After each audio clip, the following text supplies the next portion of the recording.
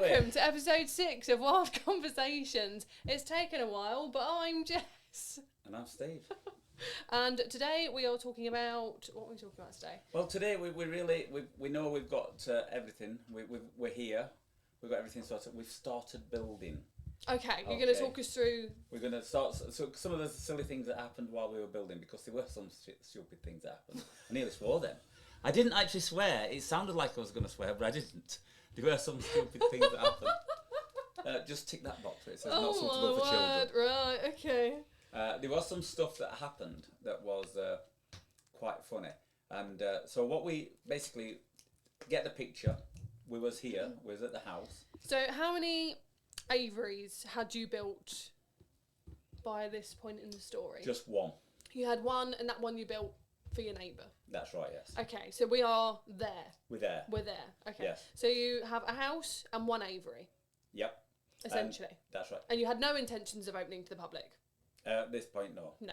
No. Okay. So what the idea was that we decided that we was going to, at this point, build aviaries for the birds that was in the garage. If you remember, we've got a lot of birds that have been brought up here that we'd had to put in little aviaries in the garage. Yep. So we generally, and in the best world in the world, when you're actually in the field and you're looking and you're thinking, that's okay, I can knock an aviary up.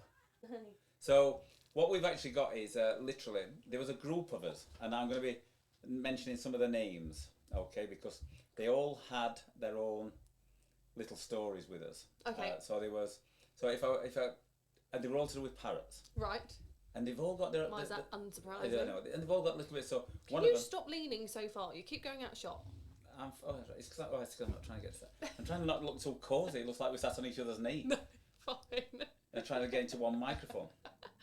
So each one, so if I go through all the people, so all these people, what they used to do is they used to come up here on Friday night, and the general idea was that we were going to spend a couple of days building. Right, so these are your friends? These are friends. That you knew from parrot-related things? In Sheffield. Right. Yes. So if I go into, and they've all got the story. So Steve Wilde, yes. Sadly he's passed away now, away a few years ago.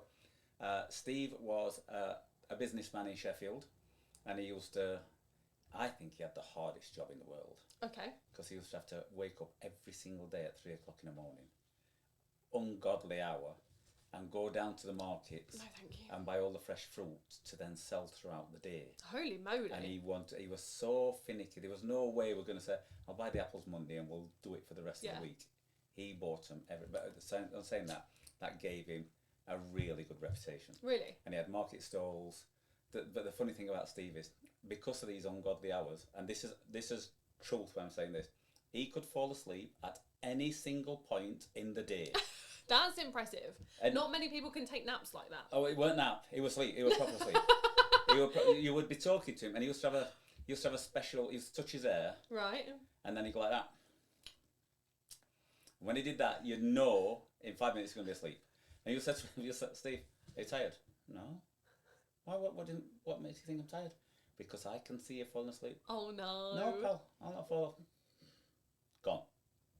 And that's. Do you think he had any control over it? Yeah, because if he had to stay awake, he would stay awake. But when it was just once fell asleep. Do you think he was just comfortable? Yeah, once fell asleep, stood up in a nightclub, and this is true. So honestly, this is not stories. How can you fall asleep stood up in a nightclub? It was his daughter's 18th birthday. We were a bit old. I mean, we were in 45. In a nightclub? Yeah, in a nightclub at 45. So I don't want to go to a nightclub now when I'm 28. Well, I didn't at your age. I'd had all my nightclubbing days.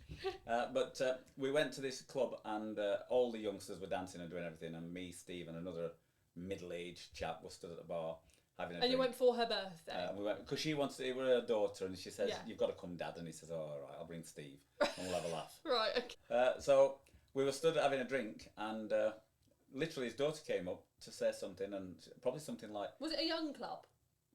Oh yeah, they were only 18. I think it was her 18th birthday. Yeah, but was it like because you well, get it weren't an old. It was definitely clubs. It was a proper a young nightclub, yes. And did you not feel really out of place? A little bit, yeah, because we did come across as old-age pensioners. And I can imagine. I was talking to his daughter, and I'm not kidding. This is true. This is the conversation that went something like this: Steve, are you two coming to dance? and I turned and says, "No, we're gonna have a drink. You're gonna get yourself sorted. We'll make sure you're all right." And I turned round, and he was stood up, and he was like that, stood up, leant against the thing. And I'm like looking at him, and I said, as people go, I said, "Don't disturb him." But he were brilliant. He were absolutely one of them people. He were a genius with figures. Yeah. He could turn, the starting joke, he'd turn and say, "Just been to the market, I bought 17,000 apples, and if I do them at this, 3 of them, I'll do that. That'll make us about 300 quid today." What have you just worked out, Steve? Oh my god. So that was him. He was there, and his wife Sandra. So he used to come and help. So they used to come on the weekend. So how did you meet? So everybody, Steve's story was part of my... I think we're going to need everyone's story. Yeah, we'll go through everybody's story, yes. Steve was quite unique. Steve was quite special in the fact... I'm going to say that from all honour. You are? Yeah, because they were all very special friends. But Steve was very, very special in the fact that he was mad on parrots. He loved parrots. Right. And he had a parrot called Oliver. Right. That laid eggs. That was an African grey. African grey. And called Oliver. Yes. And when I got my It was a initial... girl. Yes. So Olivia. Olivia, yes.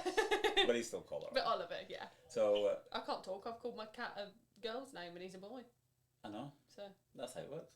But we actually... So with Steve, I was going around doing these, like I said last episode, when I was offering free advice and everything. And I was in the local press. And I got a phone call. And I wonder if you could pop... And it was, "Steve, I wonder if you could pop over and have a look at my African grey." Every time he went on holiday, and Steve likes his holidays, he used to go away 4 or 5 times a year. right. But before he'd close the door, the African grey took every feather off. Just to strip herself down. When he was come back off holiday, he'd come back to this bald parrot. Honestly. Every time? Every single time, without fail. How did she know? How did she know the difference between her going to them going to the shops and them going on holiday? I think it was suitcase related. Oh, do you think? But she was obsessed with Steve. He could do anything. That's it. He's got the suitcase out. I need to strip. Well, there was, and he I think where Steve's concerned, he was obsessed with her, and she didn't like anybody else. Oliver would bite everybody else. So I got this phone call. Is there any chance she can come up? Every time we go out on holiday, she just strips herself. And I said, "Yeah, of course I can." So I got lost. And I went to Worktop. It was only about 10 miles away from where I lived. I got lost. So he called you for help? Yes. Right, okay. So I phoned up, and I still remember it to this day. I phoned up and I said, "I don't want to be a pain, but I'm lost." And it was his daughter that answered. Yeah. Now, unfortunately, his daughter's not the most intelligent when it comes to roads. Right, okay. And I'll give you not a little... directionally knowledgeable. Adept, yes. I'll give you a little story about her. So, a story with Sam, called her Samantha. Right. She once came here with her husband, yeah. and they were laughing. And I said, "What are you laughing at?" And they said, "You know the speed cameras halfway down the road?" So I said, "Yes." So he says, "Sam's just said to me, you know how they're pointing at us, how do they get wagon drivers?" And he says, "What do you mean, how do they get wagon drivers?" He says, "When they drive past, how do they see their dial? Because they're so high up in the air." So she thought the cameras took a photo of his speedometer. Oh, right. Oh, bless her. She's brilliant. So she's on the other side of the phone, and she's about 14. Yeah. Yeah, I says, "I'm trying to find your house." "It's here." No, she didn't. Yeah, I know it's there, but I'm going to get to you. Where is it? So she said, "You know where?" Anyway, we went through a little bit of a directional nightmare, and I found them back within the hour. I found them. Okay. And then when I got in, it was one of those places at the inside going, I felt comfortable. Oh, that's nice. Steve was, he was brilliant. Because I imagine you've been to some wild houses. So, like, entering one where you actually feel comfortable must have been nice. The only thing that was bad is, and I do apologise, if you live in the vicinity of Worktop, this is not my fault, but your water is horrendous. It made me a cup of tea. It'd been best proper in cementing instead of sugar. No. It was so hard, the water. Oh, it was I mean, this was bad enough in Lincoln. Yeah. But Sheffield was, it was lily soft. It was amazing in Sheffield. Lily soft. Lily soft. Lily soft water. But in Sheffield, you could just drink it out of the tap. Here, if you drink it out of the tap, you've got a lining on your tongue. And in Worktop, it was the same. It was terrible. But so that's the only bad thing about Steve's house. It was fine, but all right. And so we got talking, and I gave him some advice on what to do and how to do it. I don't think we fully cured him or her, but I think we did a lot. I'm sure after about 3 or 4 times, yeah, we got to the point of, he didn't strip himself as much. That's good. So he changed some things. Yeah. But then Steve contacted me and said, Steve, I really, really would love a macaw. And I said, right. Right. And you know where I'm like, I'm always very quick to put people off. Yes. But Steve was one of these that I thought, well, if he does what I tell him, and I know he will, Yeah. I think he'll actually be all right with a macaw. Okay. So, and then certain coincidence happened. Yeah. And this coincidence was, I said, yes, Steve, no problem. I will have a look out. At that point, we're doing a lot of hand rearing. Yeah. If anybody's got a macaw, I'll put him in touch with you. That evening, not that evening, sorry. Oh, when he asked me, sorry, right. when he asked me. So yeah, not that evening I've seen him. Well, that evening, I was sat watching TV, and there was a knock on the door. Mm-hmm. And again, it's all going to sound a little bit strange. I opened the door, and there was this quite buxom lady stood at the door, and the instant I opened the door, she started to undo a top. And I thought, instantly, it's not my birthday, who've they sent the boobagram to? What's happened? And as she's opening a top, I know it sounds terrible this, but you have to look. And as I looked, I saw this tiny... You don't have to. You don't, because I'm watching, I don't know if she's going to pull a weapon out. I need to be... valid point. I need to be prepared to run. And she could have got quite a big sword in there, you know. But as she opened it up, this tiny little grey thing come out. Right. And it was a 4-hour-old blown gold macaw. Oh. And she said... They always look like disgusting dinosaurs. Yeah. And she says, I've heard you're the parrot man. And I'm like looking thinking, what's that you've got in your hand? She says, it's the mum, I don't know if the mum had died or whatever, but basically something had happened. She says, can you help us? And I said, I have no idea, I'll try. So I started and in them days it was like we had to make your own baby food and everything. And it was every hour and a half, all 24 hours. It was an absolute nightmare. But I contacted Steve and said, look, I've got a blown gold macaw here. I'm sure they'll let you have it. And so he started coming to see it as it was being reared. So he actually played a part in it. That's nice. So once Jake got to about, I think we let it get to about 16 or 18 weeks old, because I don't believe in the 12-week weaning period, but we got to about 16, 18 weeks old. Because Steve was really involved in it, I trusted him to take it home. Why don't you believe in the... Because I don't think they're actually ready. I think it's just, that's the quickest way. You know, like we all talk about... cats and kittens weaning at 6 weeks, or have you got it at 6 weeks? Yes. They always tend to be that term of 6 weeks. Well, nothing. Could you imagine humans, right? At 10 weeks, you are walking. And at 11 weeks, you eat solid. Yeah. They're all different. Yeah. And it was, breeders will not like me for this, but basically it was the easiest way to get shut of them, and they wouldn't go backwards. A high turnover. Yes. So basically, instant, because it's hard work. Yes. Hand rearing is hard work. It is. It's really, really difficult. And you've played a part. Yeah. It's very, very time consuming. It's taxing. And so these breeders, and breeders know where I'm like. I used to say to them, keep it for 3 months extra. Yeah. Oh, no, I can get 500 quid now. And so and then the next horrible. Then another trend came from that, and the next trend came from that is, well, you'll finish it off hand rearing. Oh. And it'll bond to you. And so that started. So then at 6 weeks and 7 weeks they started taking them. Yeah. So we got Jake up to probably 16, 17 weeks, and he was fine with Steve. And so they took him home, and Steve says, right, I've got 2 parrots. What do I do? Mm-hmm. And I said, right, in those days when I used to give advice out, the advice was, if they could spend as much time outside as possible in the day. Yep. At night time, come and have some quality time. Yep. And then as soon as it comes to bedtime, put them to one side, ignore them, put them in another room, do whatever you want, but have a shut off, and they know it's bedtime. Right. Steve stuck to it. I'm not kidding. Like it was a robot regime. You know, no matter what the parrots are doing, right? Come on, bed. What? I'm just playing. But Dad, I want 5 more minutes. I'm chewing this piece of furniture. Bed. And it happened, and so for so long, and then all of a sudden you'd go, and I used to go and see him quite a lot, and you sit talking to him at like 6:30, 7:15, both parrots would get walk off, go and get themselves in bed. And his parrots, he never ever had a problem. Yeah. They were very, very bonded to him. He stuck to the routine like you've never known. The only time it spoilt it, which was a very small amount of time, he contacted me and said, oh, this is amazing, Steve. This blown gold's brilliant, Jake. African grey, all of it. Oh, amazing. I'd love a green wing. And at that point I says, right, I don't think you should. Right. And he said, No, honestly. Yeah. So I said to Sandra, his wife, we ought to have a word with him because this is a recipe for disaster. Yeah. But at the same time, I'm not the ruler, so he says, no, Steve, you've seen what I've done with these. I said, okay, no problem. So we got him this. So why didn't you recommend that? Just because he'd had 2 already and it was too much? Because like adding another macaw on is a huge responsibility. Huge commitment, but more than anything else, he got perfection.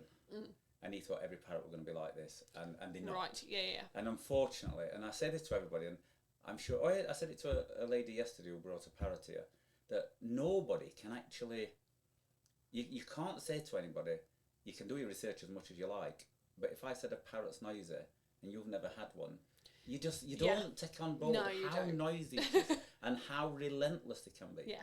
And it's something, I mean, if something banged loud here, you'd say, oh, wow, that were a big loud bang. But if you did it then for an hour, it becomes. So I said to Steve, I don't advise it, and he says, well, okay. Anyway, so I organised it. I made sure that he went to Richard Hopper down at Tropical Birdland. Okay. I played a part in the hand rearing. Yeah. Went all the way to the end. Got the unbelievable, fabulous green wing. So is that the same process? Exactly as the same with Jake, process. Yeah. Essentially. Started doing exactly the same thing. No problem at all. And then probably, I don't know exactly how long, but I would say within 6 months, he came to see me, and I knew the conversation was, Steve, you know the conversation we had? You know when you said, I shouldn't really get one? You're right. Yeah. He's an absolute nightmare. He screams the instant. See, Jake never made a noise. Yeah. It's shout now and then. If he saw a bird fly across it, made him jump, he'd shout, which they all do. But he won't sit screaming. No. And to have a macaw that doesn't do that is quite rare. unique. Yeah, it really is. The grey were no problem. But then when you get, and again, the levels of noise coming from the level of bird, where when people say hyacinth macaws are loud, and you think, yeah, I know, but they're proper loud. It's a real, and I would class it as resonates. It's a round noise, isn't it? It's a proper everything, all the volumes there, like a cockatoo's like a pitch. Yeah. Well, this. It's a lot. It is a lot. And the green wings, it's like raucous, very. Yeah. Anyway, he contacted me and said, and I said, it's all right, no problem, bring it here. Yeah. Lesson learnt. Yeah. And he said, yes, no problem. So, but what Steve did is he stuck to it. He stuck to the regime and his parrots. In fact, he had the parrots. I've said I've only met 3 or 4 people that's had them for life. He'd had them for life. Sadly, he died first, and then we took the birds here. Yes. But he had them all that time, and there was nobody. But there was only one other person that I knew that did similar, and his name was Carl in Birmingham, and he had 2 parrots, and he did the same, and he used to phone me every 2 weeks to give me an update. Every 2 weeks. Oh, that's nice. He used to have a good talk. Steve, and he had this lovely little round Brummy accent, and he'd phone up and say, hello, Steve, this is what's happening, this is what they're doing, is that the right thing? Oh. They were proper parrot keepers. Yeah. And they kept their parrots forever, literally, which is brilliant. I've not met many people in 40 years that's done that. No. So Steve used to come here and do what he could. He was, when he were awake, he used to help us. Yeah. He'd pick an hammer up, fall asleep, pick a nail up, fall asleep, Oh, bless. And if he got any alcohol in it whatsoever, that accelerated it. He'd be asleep in half the time. So we used to old Bill or Dave would say, we're going to get Scrumpy out while we're working because we're all just on the back garden on this field and everything. Yeah, we'll get some Scrumpy out. And then you look and think, that means we're going to lose a man. Oh. Because we're not going to have a drink. Steve's going to be gone. Steve's going to be gone. And we had this parrot called Arnie, he came to us as he was a chocoholic and also addicted to alcohol. And in them days, I don't know if you saw. What person in their right mind is feeding their parrot chocolate and alcohol to the extent where they become fixated? If you heard a Mars bar, that's ridiculous. If you heard a Mars bar rapper, he would hunt you down, and he used to walk around. He was free flying. He'd walk, if you heard, he was like that. Where's that? And then you were like trying not to. But the instant he saw it, it'd be on you, and there was no way we were going to get away with it without getting him some. So you had to So we tried to get some of that dog chocolate. That's a lot, isn't it? So and again, that's a problem. But what it did do is I don't know why it had an obsession with ears. Right. And Arnie used to say up, down, and we used to think we were teaching him, but he used to get us all doing it. So we'd all be working, he'd be going up, down, and the entire workforce would be going up, down, up. He's got his own little troop. And then he'd swear a few times. He used to swear quite a lot, especially if you tried to get chocolate off you, and you said no, he would tell you to F off. He was quite strong on that. Oof. But then in those days, I don't know if they still do them, but they used to do a tiny little French beer in little bottles, little glass bottles. No. With proper tops, that you had to use a bottle opener. Well, in those days, they were very cheap. Anybody, I think it was probably mid-90s, late 90s. Yeah. They were very cheap little bottles of beer. And so everybody got them. It were either Skoll, Heineken, or these French beers. Yeah. And a few of us tried to be posh and have Hock wine. Right. Which were £1.99 from Lidl. Oh, God. I bet that tasted like vinegar. No, it wasn't. It was beautiful. It was dual purpose for stripping paint and for drinking. So if there's any waste, you used to do a banister day after week. That's grim. It was lovely. It was good stuff. But what Arnie was, an expert. Right. Because these were little bottles of beer. Right. So somebody like Bill from Manchester would always bring Scrumpy. Bill and Dave, they would always bring beer. Is Scrumpy like moonshine? No, Scrumpy's just like really strong, cloudy cider. Right, okay. Proper stuff. Oh, God, okay. Your voice changed. You turned into a cider man when you were drinking. Right, okay. You never drank it and stayed sober. Right. So that's all you got to think on that.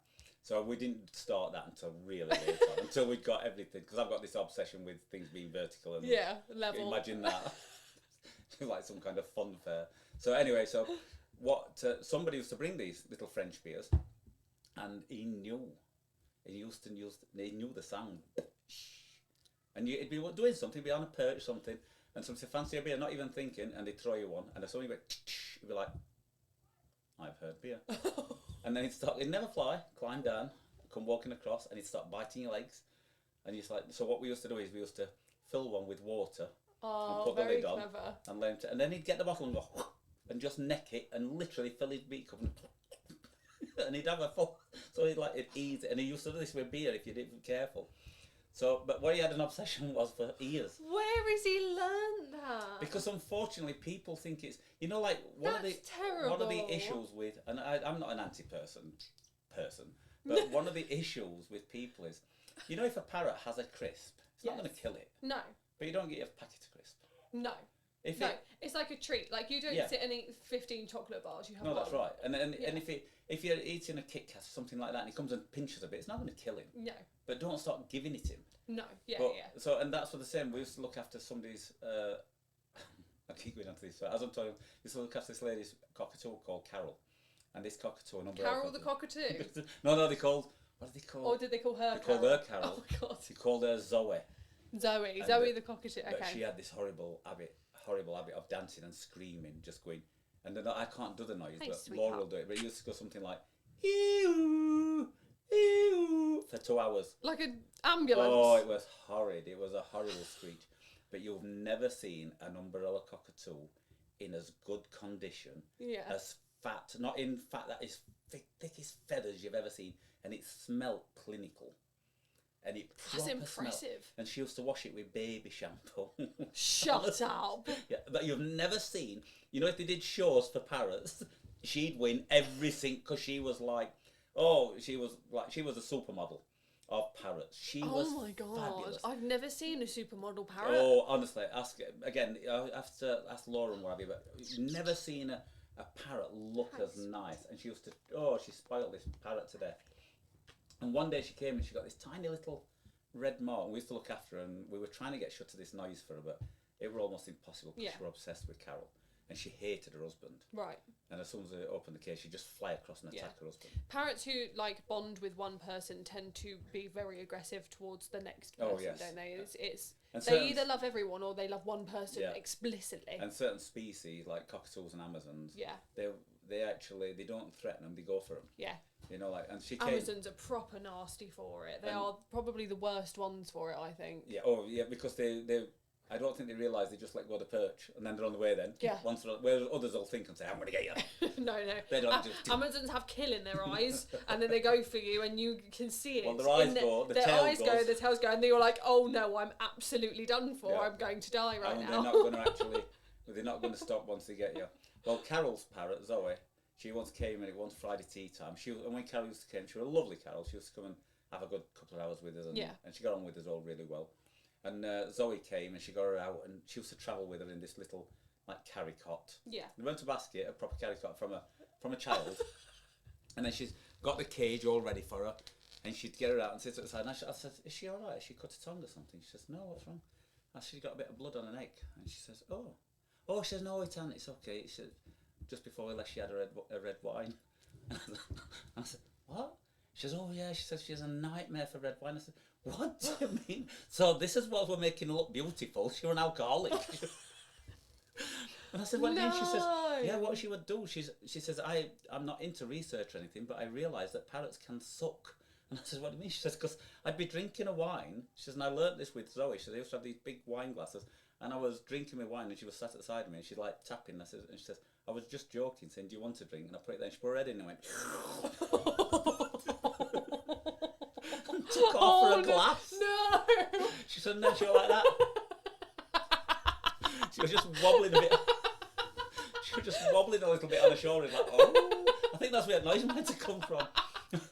But what an amazing! Oh my god! So these are some of the things that. So when talking alcohol, so Arnie, he was addicted to little beers. Yeah.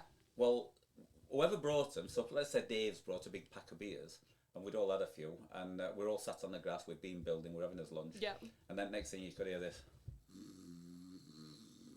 Turn around and Steve's gone. Steve's fast asleep with his bottle of beer on the sideline. He's only got halfway down it. So Arnie's up on the top, and Arnie's like, he must have been like got his radar. Oh no! And none of us realised this, and he's got his radar. He's like, Steve's asleep. So craftily comes walking out, didn't touch us any of us, walked through us all. Next thing, went to Steve, picked his beer up, and we were all ready to dive on him. Instantly threw into so he dived on him, took the beer off him, and then he stood there, like, because he knew he always gets his beer took off him, and he was still stood there, and then he turned around to Steve, where we weren't bothered, and he must have thought, "Oh, that's a human's ear that's not really going to bother me." And he started on Steve's ear.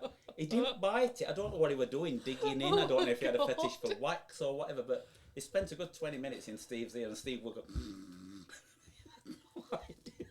and this is the day before TikTok and things like that, so otherwise we'd have had some cracking videos. So that was Arnie, and Arnie's still here.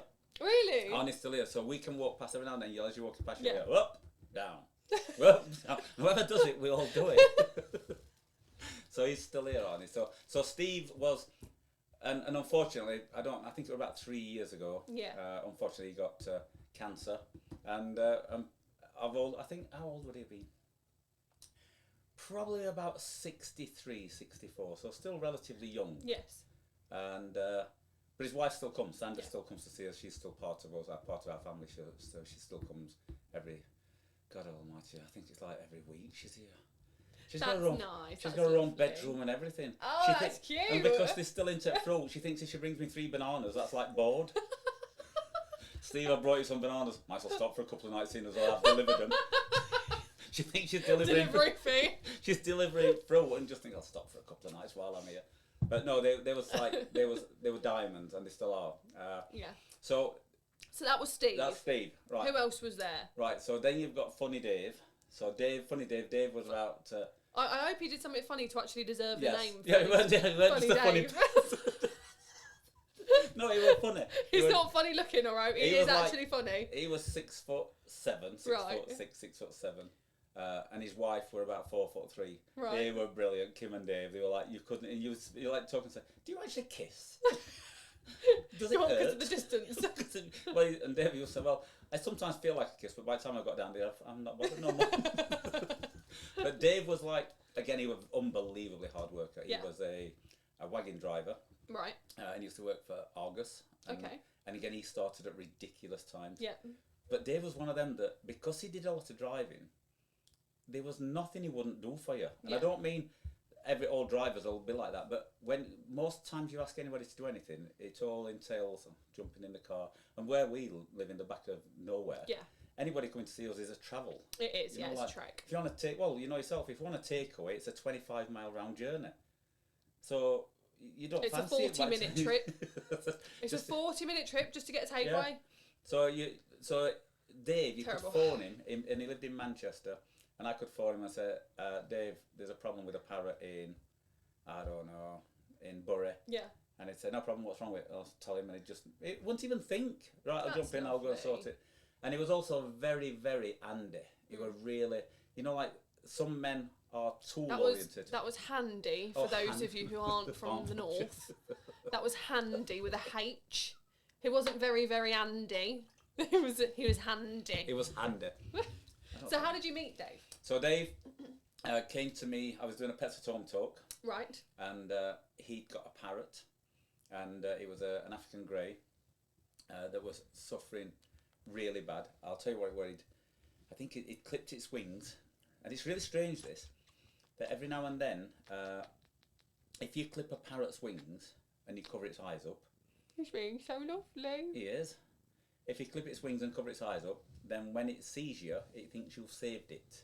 So when you're clipping a parrot's wings, you have to cover it in a towel. Right. So if it's your parrot and you're holding it and it's looking at you, and I go to clip its wings. So in what circumstances would you clip a wing? Well, he'd got a pair of birds and one kept attacking. One would have killed the other pair. Right. So literally, it just wouldn't stop attacking them. No. And it wouldn't associate with any birds. It would just attack them all the time. Right. Okay. So there's certain times when it benefits the bird to clip the wings. Yes. And in all honesty, I'm not against wing clipping. Everybody thinks I'm an animal lover, so I should prohibit that. But no, parrots shouldn't be in houses. No. Full stop. Agreed. Nobody's going to say to me, but it can fly around the house. The average living room is 12 foot. Yes. A parrot's not going to learn any exercise. It's not even going to build any muscle doing that. No. What they do is parrots learn to do something called isometric exercises, where basically it's where they actually stand on an immovable object and flap like mad. So you'll see parrots stood on top of the cage and they look like they're trying to lift the cage up. Yeah. That's their exercise. That's the cardiovascular and the muscle work. And 99% of parrots do that. Yeah. So I'm not really... I don't want to clip them just for the sake of it. No. And there's certain ones I wouldn't clip, like really small birds. Yeah. Because they're going to leave themselves... They can't get back to the cages, and if there's cats around or anything like that. So they all have to have their own independent and individual... assessment. Yeah.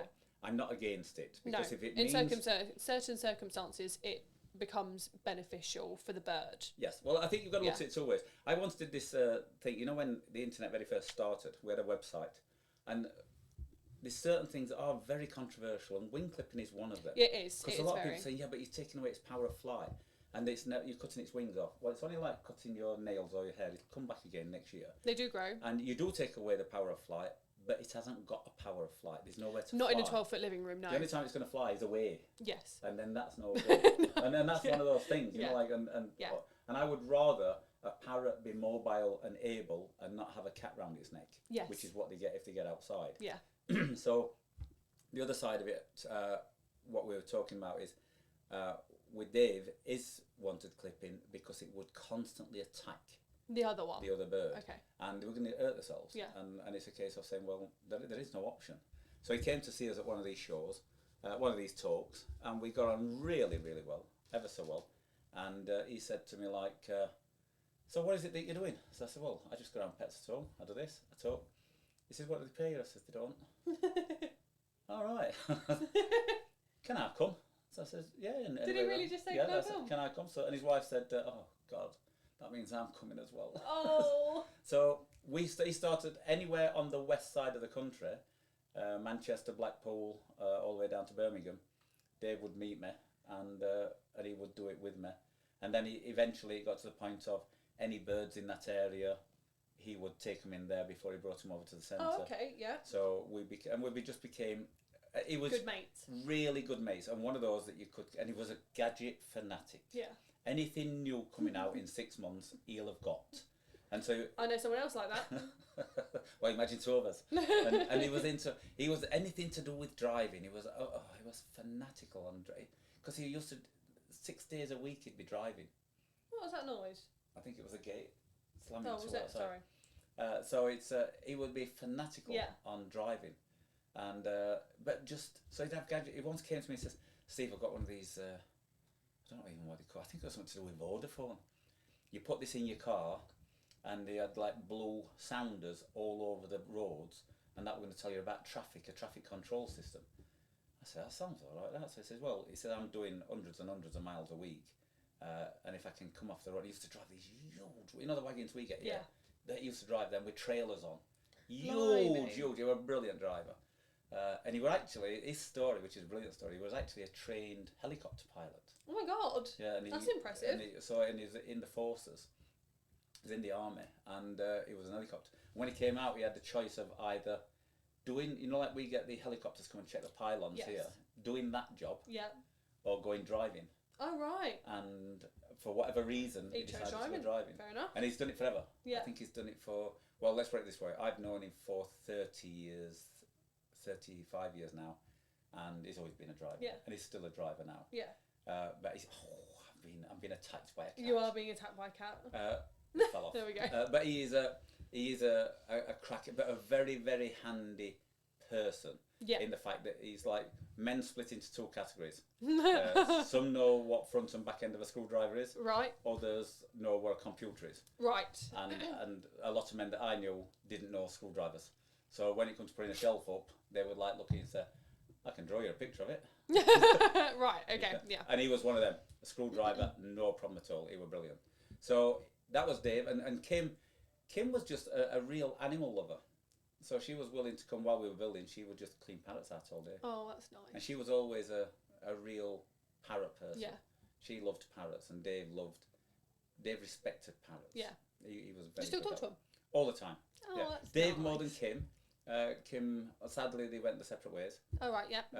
But I kept in touch with Kim for a while. But Dave, all the time. Dave still comes here now and then. Oh, that's You nice. can't miss him because you can see him walking past all the benches. He's so tall.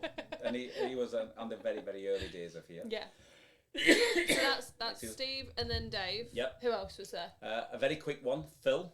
Phil is a we only call him French polisher. So, right, okay. Famous French polisher. Is it famous French polisher? Because there's not many French polishers around. Okay. And his dad was a French polisher. And if it takes some saying that if you say it too many times. It French does, polisher. Yeah. I'm worried about us slipping up. Yes. And he used to do French polishing for the celebrities. Right. And he had a parrot, a wild parrot, and he contacted me and asked me about this parrot, and I said, unfortunately, it's an import and it's never going to tame down. So he took another bird. It was a little grey. Right. He also had, I'll tell you who he is. He's Basil's owner, Basil and Jasper. Oh. Come here regular. Yes. Oh, I got you. Psychotic little macaw. He's the tiniest macaw that is an absolute psycho. And they've had that little love for 28 years now, 30 years. So they fall into the special category of they must have got a serious mental issue because they've kept a parrot for 30 years. For 30 years, yeah. They've got to be something wrong with them. So Phil, he was brilliant for French polishing, but I didn't really need any aviary's French polishing. No. But what he was really good at is bringing alcohol. So he used to supply a lot of alcohol. Okay. And he would sit with his... But yeah, he always helped. Yeah. And how did you meet? I just literally a phone call because he's got this wild parrot. Can I come and help him? Right, okay, got it. So I did that. Okay, so... And he lived in Sheffield. So then why did he end up coming to help you? Because he was another one that went on holiday a lot. Yeah. And he wouldn't trust anybody to look after their parrots. Oh, so you just built up a really good relationship. So I built up a relationship boarding birds. Cool. Got you. Right. So you've got Steve, Phil... and Dave. So far. And then you've got Bill. Right. Now, we call Bill Rabbi. You do, yes. And the reason we call Bill Rabbi is Bill has got... People think I'm interesting to talk to, but Bill is phenomenal. Bill is me 20 years in front. So, like, 15,000 more stories. Oh, he's got another 20 years of stories. So we went for a meal, and the reason he's got his name is we all went for a meal on one of these weekends. Okay. We went into Skegness. Right. And he sat there and he was talking to us, and I have no idea, but we said, what you having, Bill? And he said, I think I'll have a steak. I said, that's okay, pal, what steak you have? And he says, I'll have a rabbi. I says, you have a rabbi? Is that the same as a ribeye? And he says, Steve. And that's what we've got it. He says, Steve, look, it says rabbi. So we all looked at it, and there was a bit of gravy. And he had brought his glasses. And I went, ribeye. Right. So from there, we just called him Rabbi, and everybody thinks he's Jewish, and he's not. But it was all to do with a steak. Always to do with a steak, yeah. So he was fine with that, but... Okay. So he was... You know, this certain people I have no idea why, but he is probably one of the most special people in my life. I really thought that you were going to come out with some really, like, deep story about how Bill had, like, impacted you all in a spiritual way, and it turns out it was over a steak. He was a really... Carry on, though. He was a really successful businessman. Yeah. I'm in awe of... Did you say awe? You do, yeah. Awe of... success and work, and he was an absolute, still is now, he's 80 odd, an absolute workaholic.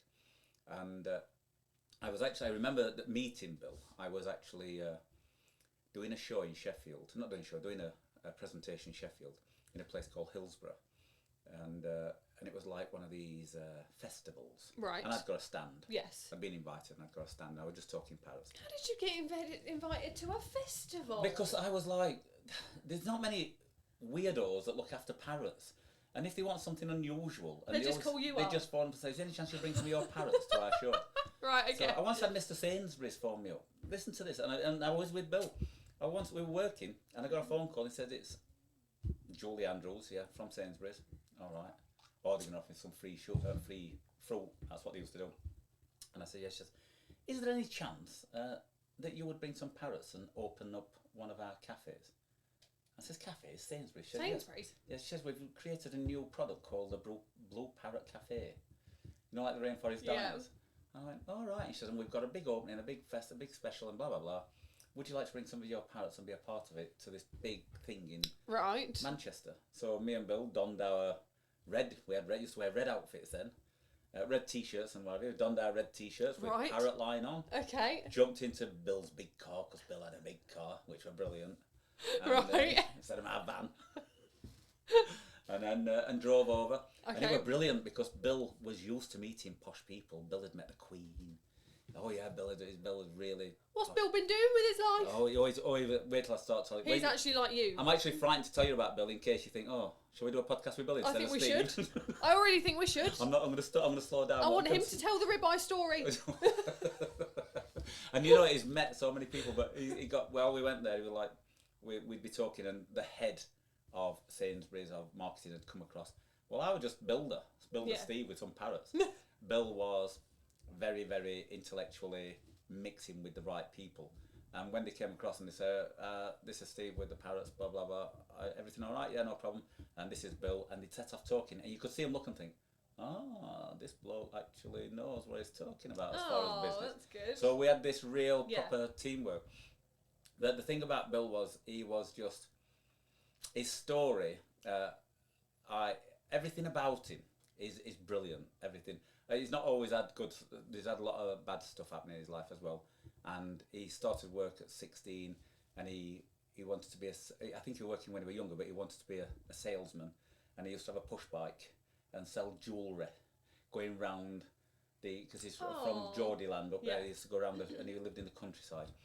And I don't know where his dad started, but his dad ended up with some quarries, and very, very successful, really successful. And but he was a little bit like me in the respect of, no matter what he did or where he went, he used to wear the same clothes, you know, like. And he got quarries, so he'd have his big donkey jacket and he was worth a fortune. Yeah. And he had this huge house, proper massive house, and they got quite a lot of river on their land, so as you part do. Of one of the and he said to Bill at one point, he said, "We're gonna carpet it, get it all carpeted, the house." Yeah. And he went to the local carpet warehouse, and he dressed as he is, and he went to the chap and said, like, "I want some carpet," and the chap said, "Yeah, all right." He says, "Do you want to get some dimensions?" He said, "I've got them all for you," and he wrote them all down, and the young bloke started laughing at him because he couldn't add up, or he thought he couldn't add up. Right. And he says, what you're on about? He says, "I think you've put a zero on too many." He says, "Because you've got 20,000 square feet here instead of 2,000 square feet. And he says, "No, son, it is 20,000 square feet, but the company next door are going to get my business now because of your attitude." And off he went. Oh my God. So he was very, very wealthy, and but in them days, that's how it was. Yeah. But Bill ended up doing a little bit of all sorts, but always selling. Yes. He had a really good rapport. So he knew all the people that knew Poundland and literally everything. What JTS, which was another huge company, and they were all over the country. Yeah. But he'd had such an interesting life. His sister was an architect, one of the very first female architects, and she got received an award. But Bill's one of these unbelievable. I don't think I'll ever meet anybody like him in my life. No. We could One of a talk kind. about anything at any time, and he did really well for himself. His daughter did really well for herself. Yeah, that's right, I said. I thought I'd put a he in there somewhere. She did really well for herself, and she ended up where she is now. She's got a really successful business in Wales. So how did you meet him? I was at this show. I was at this thing in Hillsborough. Yeah. And he came with a parrot called Charlie, and he said, "I've got this parrot. I wonder an African grey." So you were at a rat. What kind of show was this? This was like one of these, like they have a fete or a festival type thing. So there's music playing Yeah. over there, and then there's stalls all over the place. Yeah. Somebody selling something, and then I was there to give parrot advice and raise money for my charity. Right. And And he just turned up with his parrot. No, he didn't bring his parrot. He just came as I was there. And he said, okay. "Oh, there's a parrot person there." Right. And he came over and started saying, "I've got a parrot, and he does this and he does that." Okay. So I told him what the parrot were doing. I told him what ring it would have on. Right. Well, we're doing this, and because he's an intelligent bloke, he thought, aye, this bloke knows what he's talking about. Yeah. And he says, "Can you come and see it?" And he lived in Manchester. And I said, "Yes," but his wife came from Sheffield.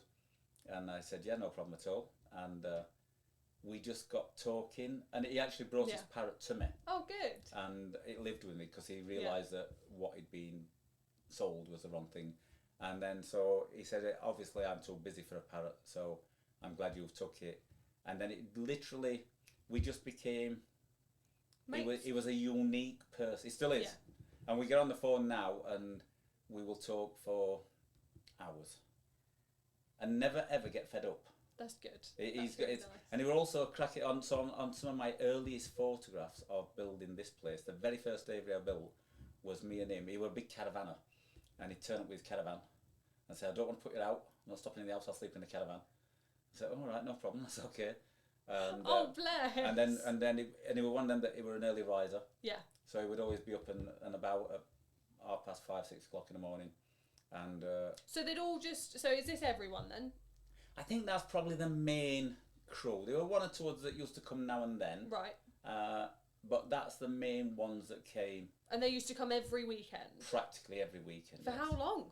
For a good 4 or 5 months. Just helping you put up aviaries? Just building aviaries and doing things and working. And we'd got somebody who was good at different things at all the time. So between us, we'd worked out that, like, because the idea what I was trying to do is build this little area that the children could come round. Yeah. And we'd got the garage, which we were going to convert in, because one of the conditions of the hospice bringing the children is we needed to have a room, a secure room, which was hygienic, that if any of the children was ill, we could get them in there. So we were going to do that in the bird room, what we call the bird room now, which was the old garage then. Yes. And we were going to kick that out. So between us, we were all... and then what happened then is, it just, like you start getting to the point where I was working with Bill, so me and Bill were seeing each other all through the week as well, and then I was working, computers was just really taking off then, so I was working like remotely with Bill. Right, yeah. Then the guys were getting busy, and I was really grateful for what they'd done, but they've obviously got a life to lead. Yeah. And then eventually it was just like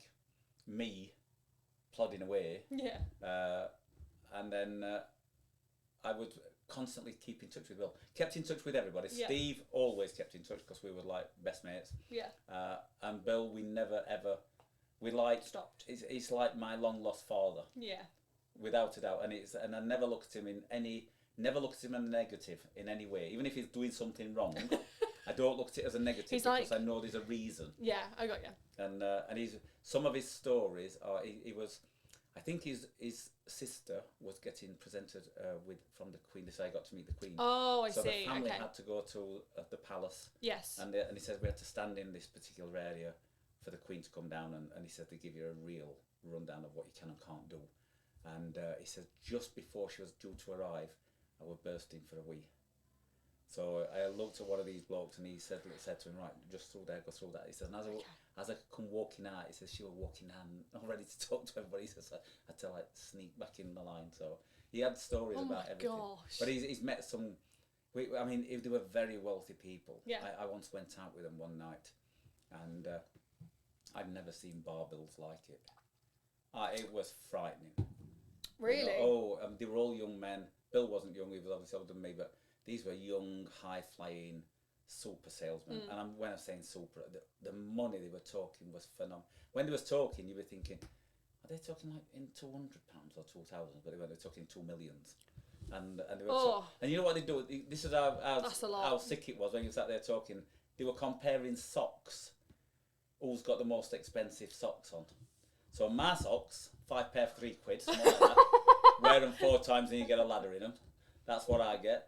They were talking, and we're talking 30 years ago, £70 a pair of socks. Holy moly. I nearly died when they were talking. I was like, what?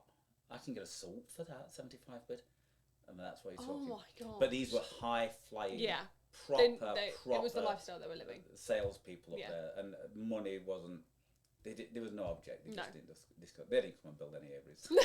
No, I can't imagine they did. They could have flogged a few socks and helped us do it, but they didn't come.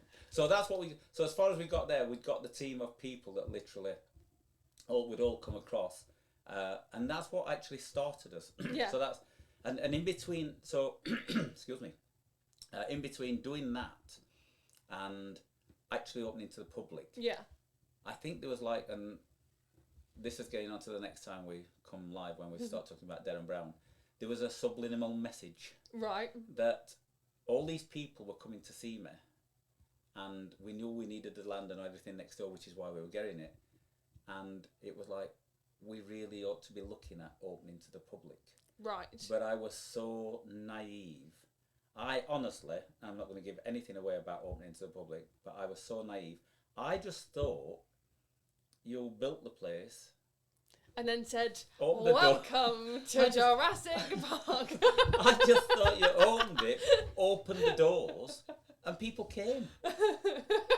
You didn't have to tell them you were there. Everybody knew you were there. How did everyone know you were there, though? I didn't know. I didn't even know there was such a thing as a zoo license. No. On the day we were and due we to regret open, it ever since.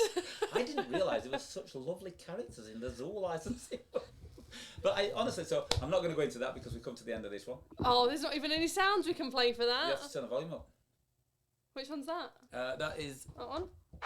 next one.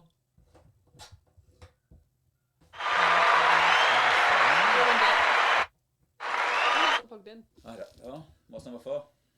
That's a microphone slot in it. Anyway, It's fine, whatever. they've gone. Cool. So on the next one, we are going to be talking about. So that's the people that's been here for the infrastructure. Well, I agree and disagree. Go ahead. Well, because you told me that you wanted to talk about none of that. The Plastic chairs? no, we called it the Windy City. Oh, right, yeah. So let me just tell you this last story.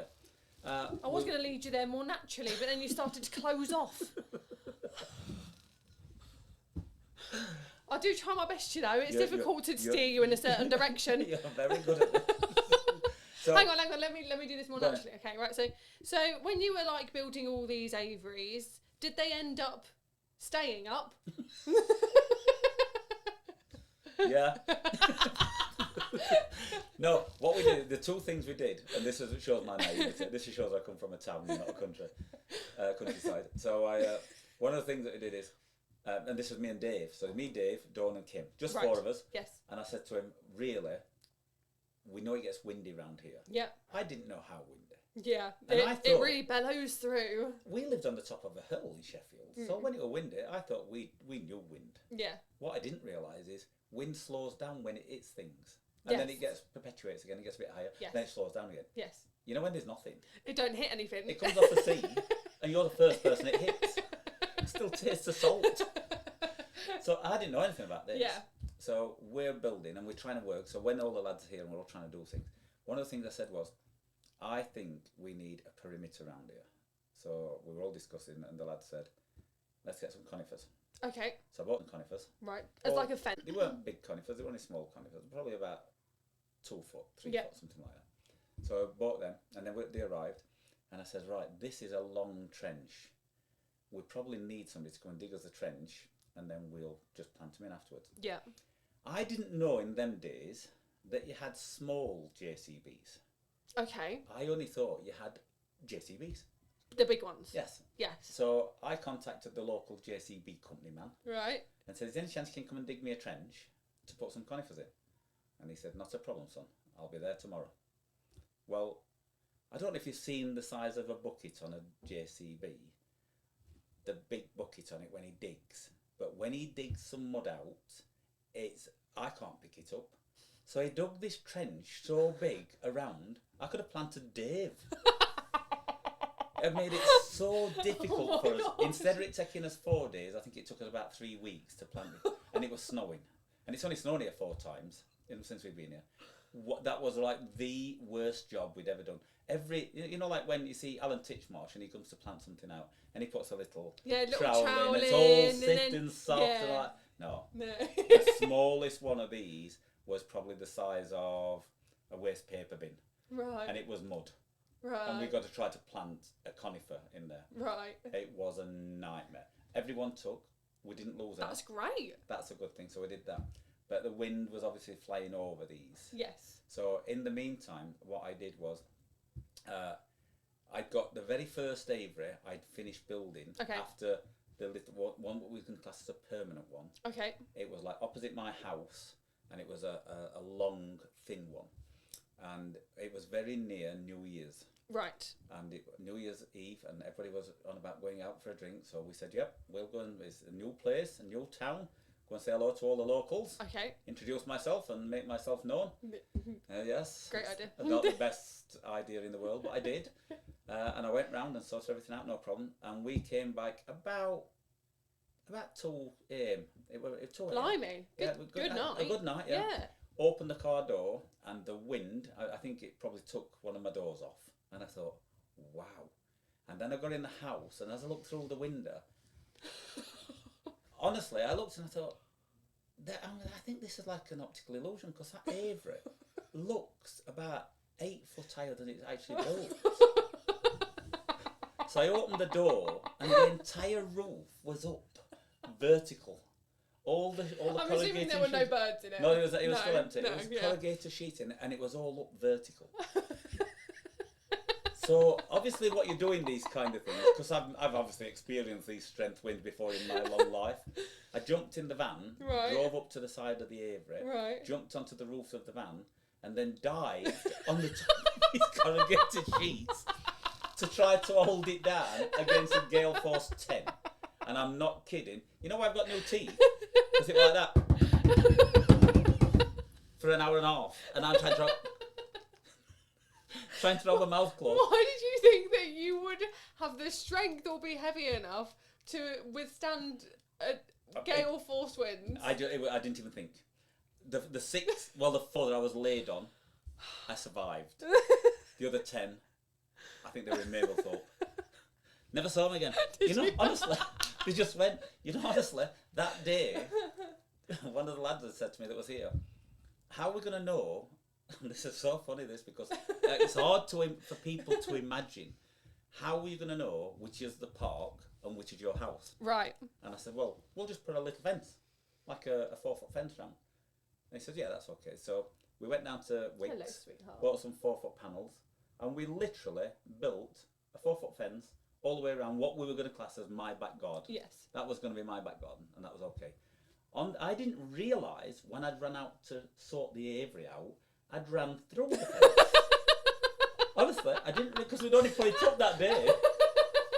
So I'm on the top of the aviary. I didn't even think about it, just thinking I'm like Dorothy out at Wizard of Oz. I'm ready to go. And I'm just holding it. And then the next morning I came out to check the aviary. And again, I walked straight through and then stopped and thought, wait a minute. We put a fence there. And it was 10 panels and all the posts, not a thing. All it was is 10 holes. Just gone. The entire fence. Couldn't find a single... So somebody's woke up that next morning and been delivered a ready-made fence. but I don't know where. Nobody came from the village. You're so lucky that didn't like blow into your house. I don't know where it went. Not one person from the my village God. came and said, "Was These that are your your fence?" There was flying past everywhere. And I phoned Dave up and said, "Dave, the fence has gone." He thought it was highly amusing Oh my God. that this fence had actually just disappeared. Never saw it. So that's I'm crying. and we've got these conifers here. When you come to the park now, we've got these conifers, and honestly, on a windy and especially a cold day, Yeah. the difference in temperature from either side, Yeah, it's phenomenal. It's amazing. Yeah, I really bet you're weird. talking 5 or 10 degrees difference from the freezing cold. It's always colder on the top, isn't it? Yeah. And it creates. And some clever person came and said, right, for every meter you put on, the actual wind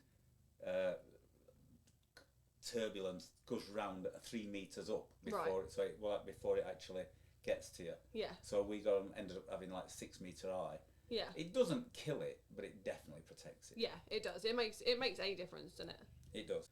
So guys, so on this windy little story, sorry that we had such a kerfuffle to start begin with, but we got there eventually, and we hope you've enjoyed it. But yeah, it's been very good. educational. It's more than yes. anything. So thank you very much. I hope you've Yes. enjoyed it. Thank you for being here. This is from Jess and from Steve. Take care and thank you very much.